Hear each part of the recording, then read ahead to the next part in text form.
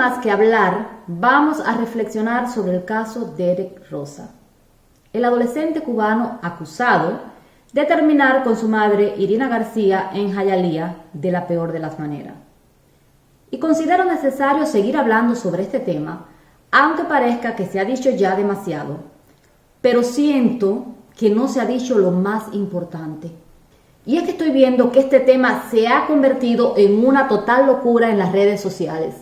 En cada una de las publicaciones y vídeos que salen, incluso en mi propio video que hice hace unos días tratando de analizar si Derek es un niño con autismo o no, he visto cómo las personas se agreden, se atacan, se insultan y lo más asombroso, la razón y al parecer lo único que les importa es demostrar si Derek es inocente o culpable. Y así jugamos a ser detectives, abogados, criminalistas. Pero nadie se sienta a pensar en lo más importante. ¿Qué está pasando con nuestros jóvenes y adolescentes que en los últimos años se ha incrementado y continúa en alza la violencia? Déjenme hacerles entender que en el caso de Derek Rosa, amén de lo que podamos decir u opinar, ya nada podemos hacer lamentablemente. No vamos a traer de vuelta a su madre, no vamos a reducir el dolor de la familia, no vamos a condenar o a liberar a este chico, porque la verdad, de un lado u de otro, será probada por los verdaderos especialistas. Pero lo que sí podemos hacer, usted, nosotros, es salvar a muchos jóvenes, a ese que quizás esté durmiendo hoy a su lado y sin que usted lo sepa, está pasando por un proceso similar al de Derek. Y no se asombre, quizás no tengas idea de cuánto Derek Rosa hoy viven en nuestra sociedad y desgraciadamente, algunos de nosotros, los que hoy criticamos, apoyamos, valoramos u opinamos sobre todo esto, mañana podemos estar pasando por algo parecido con nuestro hijo o familiar, si no abrimos los ojos y analizamos qué es lo que está sucediendo. Y no me digas, vamos Niurki, esto nunca me va a suceder a mí, mi hijo es un amor, mi hijo es cariñoso, mi hijo da su propia vida por mí. Permíteme recordarte que esto mismo pensaba Irina hasta el mismo momento que se fue a la cama esa propia noche fatídica. Es más, yo que nunca aseguro nada, me atrevo a asegurarte que por la cabeza de Irina García jamás pasó que su hijo pudiera atentar contra ella de ninguna de las maneras, ni siquiera bajo coacción, o manipulado, o poseído, o qué sé yo, de cualquiera de las maneras que pudiéramos imaginar. Y hay algo que todos están dejando pasar por alto, pero que yo, como profesional de la educación especial, no puedo dejar de pensar. Derek Rosa, en el momento de los hechos, o al menos minutos antes, estaba jugando videojuegos. Y hay una correlación muy importante entre esto y su amigo virtual del que todos están hablando. Así que ahora mismo, antes de que me sigas viendo, te voy a dejar saber muy claro cuál es el objetivo de mi vídeo. Así, si entraste por puro morbo o curiosidad malsana, por favor puedes retirarte y buscar algo más entretenido que ver, porque te advierto que mi contenido no es para entretener. Todo lo contrario, es para despertar padres que también, como los adolescentes, viven en una burbuja del internet sin voltearse a ver qué está sucediendo con sus hijos.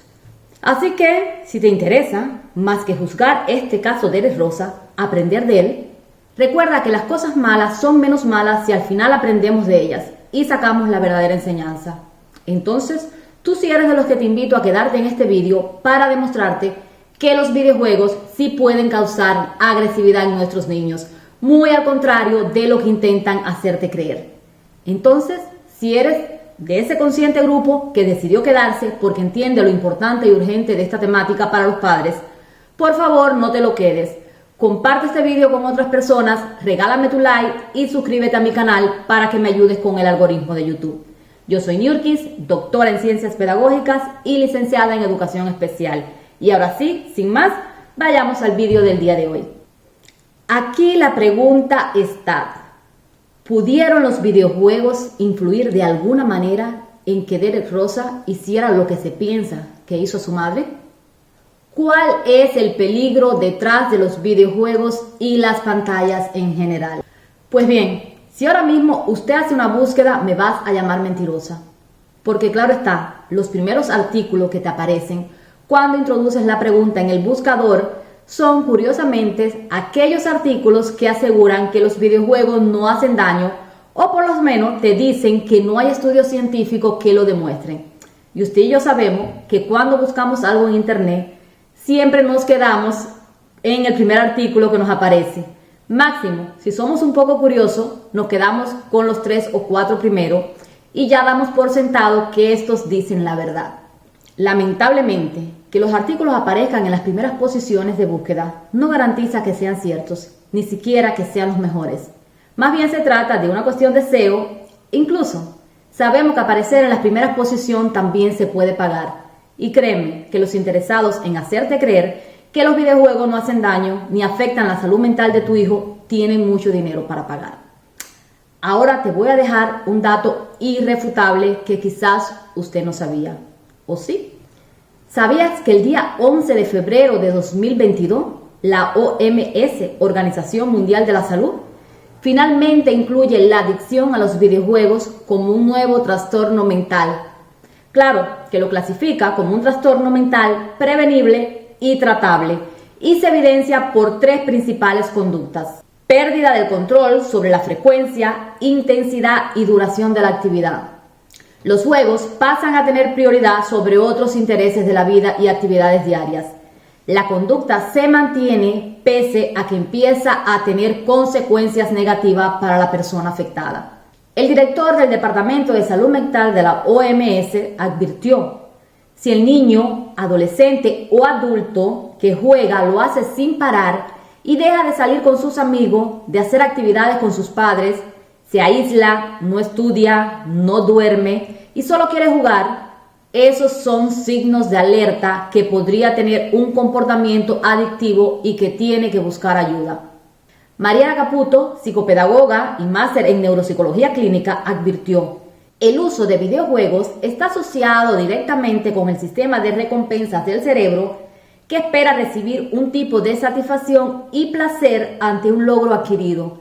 Hay algunos juegos que están diseñados especialmente para que esto pase, teniendo como garantía que el usuario siga consumiéndolo. Y advirtió: cuando este circuito se retroalimenta de una manera intensa, se generan grandes cantidades de dopamina que llevan al niño, adolescente o adulto a un estado de euforia que lo puede inducir a sentir apatía y ansiedad. Cuando hay un exceso de dopamina, el cerebro induce al cuerpo a llevar a cabo movimientos innecesarios como los tics repetitivos. Esto está fuerte, ¿verdad? Porque de ahí para allá pudiéramos incluso valorar otro grupo de síntomas y signos que quizás ni siquiera aún estén documentados y que están pasando. Tenemos también el caso de Kang Adai, un canadiense de 32 años que confesó públicamente a la BBC su adicción a los videojuegos que lo llevó a vivir, y cito textualmente, un infierno. Su adicción se potenció con la pandemia, lo que lo llevó a mentir y hasta querer terminar con sus días. Adai confesó: luché contra mi adicción durante 10 años, dejé la escuela secundaria, nunca fui a la universidad y fingí tener trabajos para engañar a mi familia.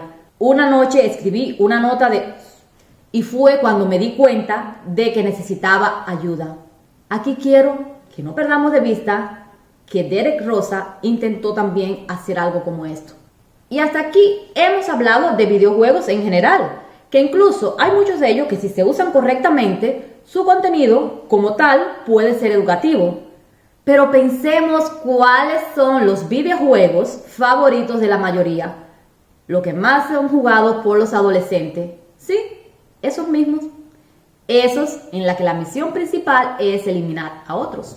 Y si alguien se atreve a decirme que esto no afecta a la mente de las personas, me parece realmente absurdo, porque sería como estar negando el papel de la educación, algo que creo que nadie se atrevería a hacer. A ver, mamá, papá, maestro que me escuchas, no tengo que convencerte de lo importante que es una correcta educación, de educar en valores, en principios, para que nuestros niños se conviertan en personas de bien.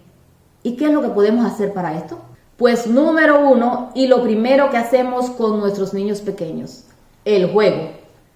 Todos sabemos de lo importante que es el juego, las actividades lúdicas en los primeros 7 años de vida para enseñar, jugando, a nuestros niños patrones de conducta correctos, valores, sentimientos, y durante la educación, la escuela sobre todo, aunque también la familia, se apoyan en materiales didácticos, en juegos para educar, para enseñar buenos ejemplos.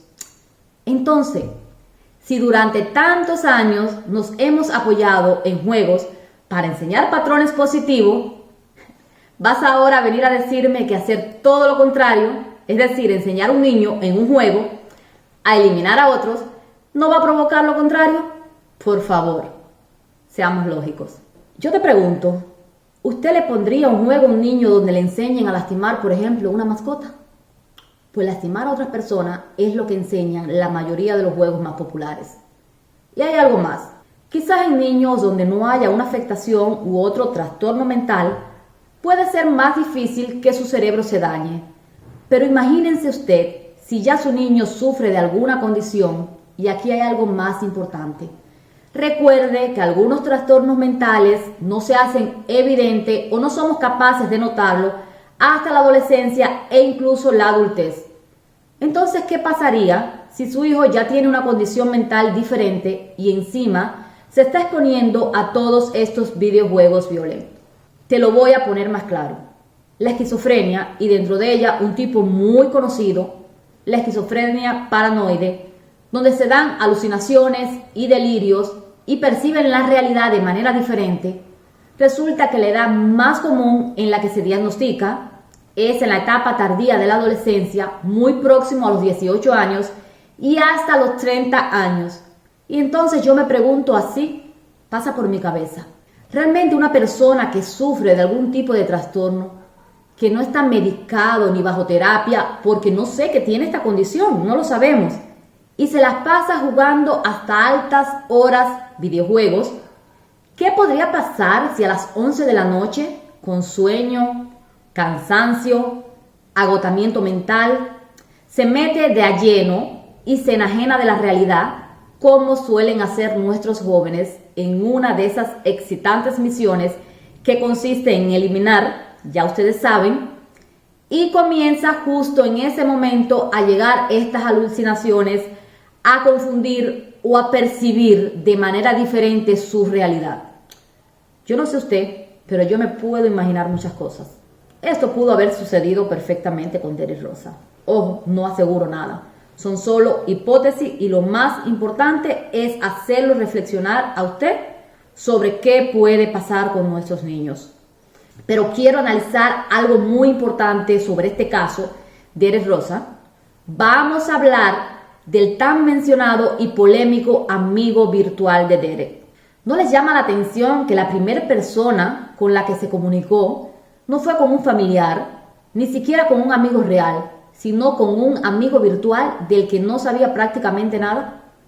Y alrededor de esto se han generado muchas teorías conspirativas que para algunos pueden sonar un poco locas, pero hay una enseñanza muy clara detrás de esto, que usted mismo la está viendo.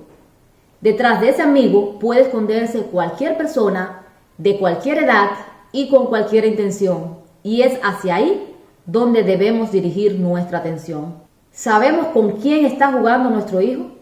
Este caso de Derek Rosa nos habrá hecho pensar por un momento cómo un extraño llega a convertirse en alguien tan importante para nuestros hijos. ¿En qué momento nuestros hijos prefieren confiar en alguien que no tiene rostro más que nosotros mismos? Y cuidado, no estoy criticando a Irina, no estoy criticando a la familia, porque esto no está ajeno a nosotros mismos. Esto nos está pasando hoy en nuestros hogares, más común de lo que podamos imaginar.